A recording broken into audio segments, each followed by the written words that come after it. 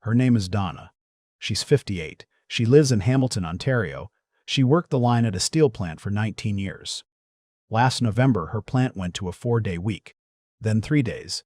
Then in February, nothing. The plant is still open. The lights are still on. But Donna hasn't worked a full week in 4 months. She's not angry at Trump. She's past that. She's angry at the gap between what the news is saying and what her life is saying. Because the news says Canada is winning. Every headline, every panel, every panel commentator on every channel. Canada won, Carney stood up. Canada didn't blink. And Donna is sitting at her kitchen table, doing the math on her heating bill, and she cannot figure out how both of those things are true at the same time. I can't either. So let's figure it out together. Let me tell you what was true 18 months ago. Canada and the United States had a deal. It was called USMCA. It was working. Cross-border trade was flowing. Steel moved. Cars moved. Lumber moved. Canadian factories were running, quietly, efficiently, predictably, the way trade is supposed to work. And here's something most people don't think about. Canada built its entire economy around that deal. Not partly. Enormously. Over 70% of everything Canada exports goes to one country. The United States. No other G7 nation is that dependent on a single trading partner. Not Germany, not Germany, not France, Canada. That was the arrangement. And for a long time, it was fine. Because the deal held. Then January 2025 happened. Trump came back, and he looked at that arrangement and saw leverage. If 70% of your exports go to one buyer, and that buyer decides to start charging a tax on everything you sell them, you don't have a lot of options. You can't pivot overnight. You can't find a new buyer for 70% of your economy in 6 months. You're stuck. And Trump knew it. So the tariffs started. 25% on Canadian steel, 25% on aluminum, 25% on auto parts. Overnight, the cost of making anything in Canada that crossed the border went up. And here's who paid for it. Not the factories. Not the shareholders. Donna paid for it. You paid for it. At the checkout, in the price of your next car, in the quote you got from your contractor for the renovation you've been putting off for 2 years. That was the before. Remember it. Because what comes next only makes sense if you feel how deep that hole got. Now, Canada fought back. And I want to be fair about this, because the wins were real. Mark Carney called an election. He ran on one message. Canada does not bend to bullying. He won. Not just a win. A majority. The strongest mandate any Canadian Prime Minister has had in years. That is a real political win.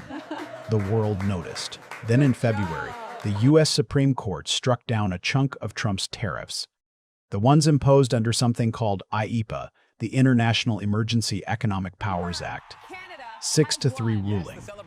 People celebrated. Canada wins. The headlines were everywhere. And I need to stop right here, because this is exactly where the story gets twisted. The IEEPA tariffs that the Supreme Court killed, those were not the tariffs destroying Canadian households. The 25% on steel, aluminum, and auto parts, the ones hitting Donna's plant, hitting your car payment, hitting the price of your renovation, those came from a different legal authority. They were not touched by that ruling, not even addressed. They are still running. Right now. Full speed. So here is the honest accounting. Political wins. Real. Diplomatic signal. Real. Canada refused to be pushed around. Absolutely real. But the tariffs that were bleeding money out of ordinary Canadian households? Still there. Canada's chief negotiator stood up on April 21st and told the United States plainly, Canada has no appetite to rewrite USMCA under pressure. Strong words. Good words. But strong words don't pay Donna's bills. So now you're holding the same two things Donna is holding. Canada is winning. You are still paying. Both true. How? Here's the number. The average Canadian household is absorbing between $700 and $2,000 in extra annual costs from the tariffs that are still active. That is $140 to $165 every month. Just gone. You didn't spend more. You didn't change your habits.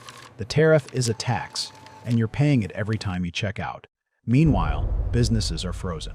Not investing, not hiring, just waiting. The Bank of Canada said it in February. Uncertainty makes it hard for businesses to invest. RBC warned just last month that continued tariff pass-through layered on top of government spending could push inflation expectations higher through the rest of 2026. Higher inflation means higher prices. The $140 doesn't stay at $140. It creeps. And somewhere in all of this, Donna is still sitting at that kitchen table. And I keep thinking, what does the end of the story look like for her? Because 2 months ago, I genuinely didn't know. Everything Canada had done up to that point was reactive, defensive, responding to Trump's moves, playing not to lose. There was no play that looked like winning. Until last Sunday, CBC will tell you Carney announced a new fund. Nobody is telling you what it actually means or what it means for your money specifically. On April 27, 2026, Mark Carney announced the Canada Strong Fund, Canada's first ever sovereign wealth fund. Say that again. Canada's first ever sovereign wealth fund, a country with the third largest oil reserves on the planet, a country sitting on some of the world's most critical minerals, the stuff every battery, every electric vehicle, every microchip needs. A country with agricultural land and fresh water that half the world would trade anything for. Canada has been sitting on all of that for decades. And for decades, the revenue from those resources went out to shareholders, to foreign investors, to markets, not back to Canadians. Until now, the government is seeding this fund with 25 billion Canadian dollars over 3 years. It invests in Canadian energy, Canadian infrastructure, Canadian critical minerals, Canadian agriculture, Canadian technology, everything we have that the US and the rest of the world desperately needs, and the returns get reinvested back into the fund. It grows, it compounds. Over time, but here's the part that almost no one explained clearly. Ordinary Canadians can invest in it directly. A retail investment product is being built so that you, not Bay Street, not a pension fund, not a hedge fund, you can own a piece of it and receive financial returns. I want you to understand what Carney is actually attempting here. Norway. Let's talk about Norway for 30 seconds. Norway discovered oil in the 1960s, and instead of just selling it and moving on, they built a sovereign wealth fund around it. They invested the revenue. They let it grow. They let it compound. Today, Norway's sovereign wealth fund is worth over $7 trillion. It pays for Norwegian healthcare, Norwegian education, Norwegian retirement. It functions as a financial shock absorber for 5 million people.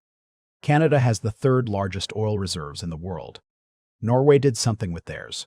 Canada never did. The money came out of the ground and moved on. Canadians never owned it.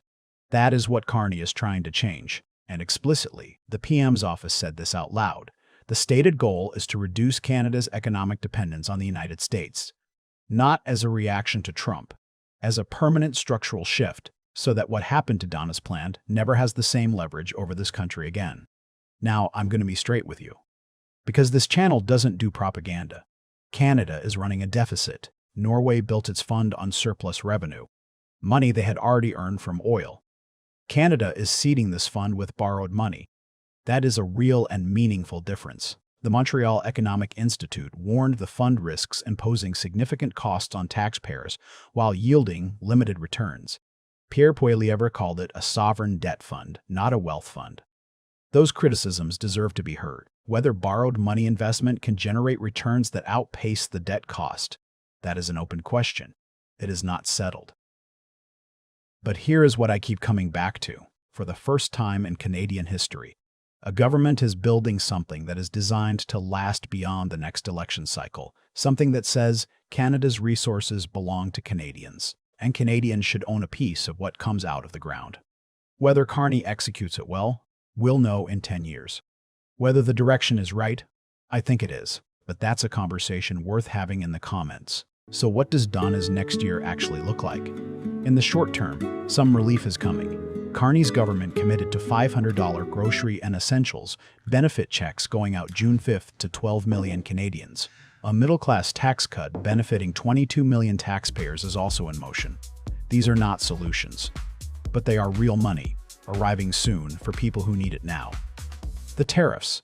Nobody can promise you those end quickly. A trade deal with the US is not close. Canada has said publicly it won't rewrite USMCA under pressure. That's the right call.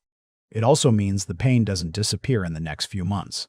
The Canada Strong Fund is a 10-year play, not a 10-week one. So here's the honest map. Short term, some targeted relief, but the $140 a month is still real. Medium term, political repositioning, no guarantee of a fast deal. Tariffs likely stay through most of 2026. Long term, the fund, which is either the beginning of something that changes Canada's position in the world permanently, or an expensive lesson in wishful thinking. The most important question right now is not whether the fund works. We can't know that yet. The most important question is whether Canadians believe in it enough to see it through.